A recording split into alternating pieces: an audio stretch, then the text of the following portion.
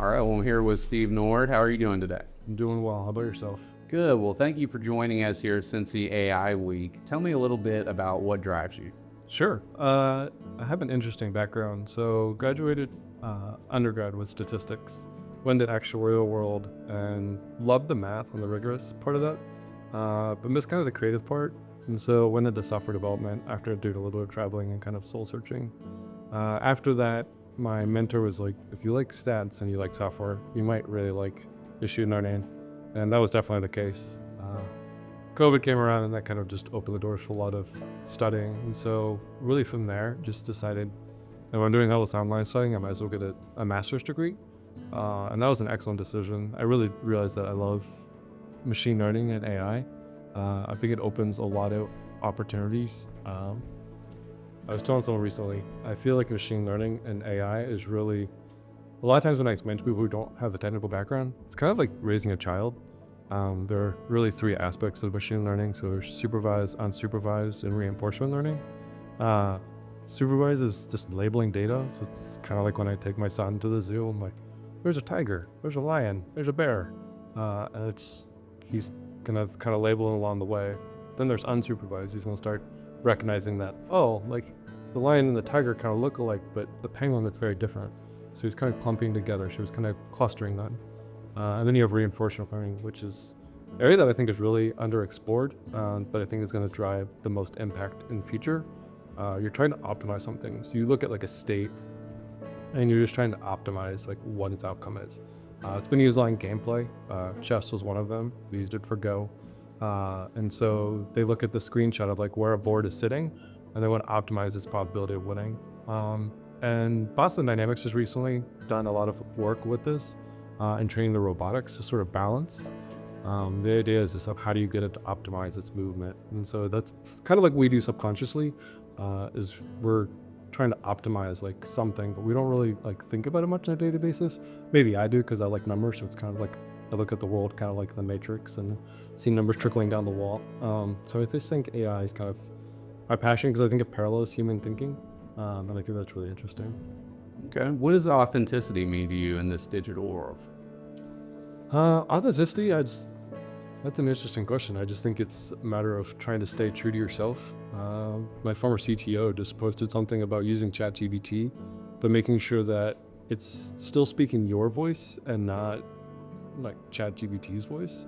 And I think that's very important. So not necessarily just taking something and grabbing and saying it's your own, but saying like, making sure that your voice and your identity is still carried on into the future. I think that's what every creature was hoping for, is kind of extending their own longevity, like with kids and things like that. You're trying to pass down your own values and your own traits. So I think it's kind of what authenticity means to me, is holding on to like who you are and the values that you hold and want to see passed on into the world. Okay. What do you think is the biggest misconception that people have about AI? I actually did a presentation about this, and so I think a lot of it is people have this fear of what AI can like stem off to. And one of the parallels I make to is, if you ever seen the movie I, Robot with Will Smith, at the end he talks about why he has this despise for AI and the robots. And he talks about how the robot saved him as opposed to the little girl. And it's because like she had an 11% chance, he had a 34% chance. And so he had a higher sense of value or probability of survival. And so really when it goes back to reinforcement learning and optimizing something, subconsciously he's optimizing not only probability of life, but he's essentially giving a younger person more value. Is that right or wrong? I think that's where it goes into the ethics of it. And so it's almost, again, going back to children, like it's how you guide it. Mm-hmm. I truly believe that like technology or improvement should never really be hindered because of the fear of what it could lead to. Mm-hmm. I think that's really more the intention of humans. And so it's really making sure that the human intention behind AI is very important. So that's why one of my crucial things for choosing the master's program was an ethics course, because I think it's very important to kind of take a step back and really make sure that AI is pointing in the direction that we really want it to be going. Because I think it'd be a huge benefit for humans in optimizing things, but we also want to make sure that we are setting the foundation to where we want it to go, as opposed to like watching a child run away and then trying to ground along the way. I'm like, oh no, come back this way, come back this way. Like instead, if you have a solid foundation, it's like they're already going in the direction you want them to. It's like little corrections here and there is expected, but like what we don't want is just like chasing 12 kids around a playground where we're trying to crawl the wall. So again, always back to the parallelization of kids or humans, I think is where I take AI. What does it look like to you when humans and AI work well together? I think that's an interesting question. I guess that goes back to where do we see AI going? I think some leaders are taking it to like almost like a merger where you see kind of AI and humans merge together. And what I mean by that is like implanted chips, vision goggles, or you can take the iRobot theology. I would say like we're just two separate entities, like, and AI is kind of just taking off and doing its own thing, and then humans are left to doing the more creative aspects, or maybe in the lecture doing what they have a passion for, because they don't have to do the things that are necessary for humans to survive. It's kind of where I think the ideal version of it is like, hey, you take care of the necessary things. Humans are left to doing the creative things that we really just want to be doing. Is supposed to be like what we need to do just to survive. I think is where I see that kind of going in terms of how do we coexist. But again, I could also see it going down the other road where you're kind of just merging the two together in some, I don't know, maybe unethical, maybe ethical. I guess it's hard to imagine because I think heart transplants, if you ask someone 200 years ago, be like, oh, that's not possible. And yet we do on a routine occasion. So who knows where AI will go in terms of medical care.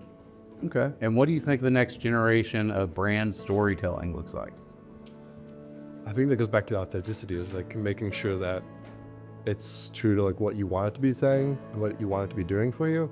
So just making sure that it has your values that you'd be kind of intertwined.